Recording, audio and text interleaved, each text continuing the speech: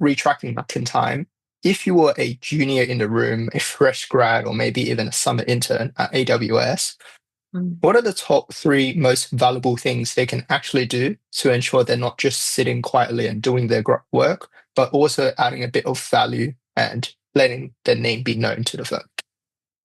Right. Um, I have to empathize with, early careers, fresh grads, summer interns, because being in a corporate setting can be intimidating. Yeah. You're walking into workshops or you're in an office space where there's quite senior, tenured people, and you already feel like you have imposter syndrome, right? But for me as a senior leader, the worst thing I could have is people in a room not saying anything. I call them wallflowers. Yeah. I don't need wallflowers in the room. We have plenty of time outside of a workshop to sit and observe.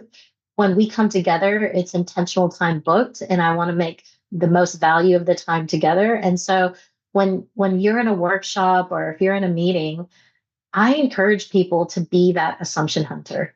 You know, Yes. ask the questions. How do our customers do it today? What if we did it differently? Yeah. What's the riskiest assumption here? Have we actually thought about XYZ? I I love when people do that, and I encourage early careers, fresh grads to do that. And you're allowed to. Yeah, and the reason why I say that is because you don't have the bias of being in that organization for X number of years.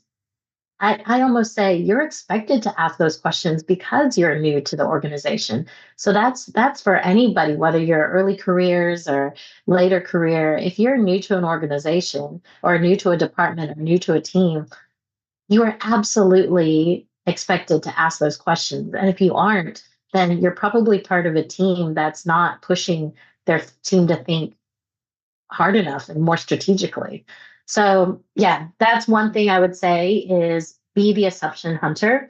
Number two is everybody can come to the table with problems, right? And Yeah. that's fine. That's actually very important to be able to articulate a well defined problem with evidence.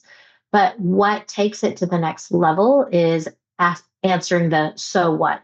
What are we going to do about it? Right? So I want to hear the ideas. What do we want to do about it? How could we test our ideas early? If we did something, what would be the impact to customer experience? What would be the impact to revenue?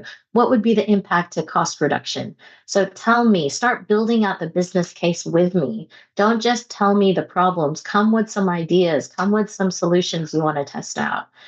And then finally, it's being able to rapidly experiment. Like I mentioned before, there are so many AI tools now that allow you to synthesize your thoughts, come up with hypotheses, build out experimentation plans, and actually build out those experiments and go and test them in the wild so that you actually Mhm. come back with the evidence. So that's the thing I would say across, the kinds of skills that people need in terms of, being valuable in a room and being valuable to a team and organization is ask the questions, think about the so what, and go and test ideas and bring back that evidence. Most important, if I let simplify this, it's having that curiosity, but also the bias for action.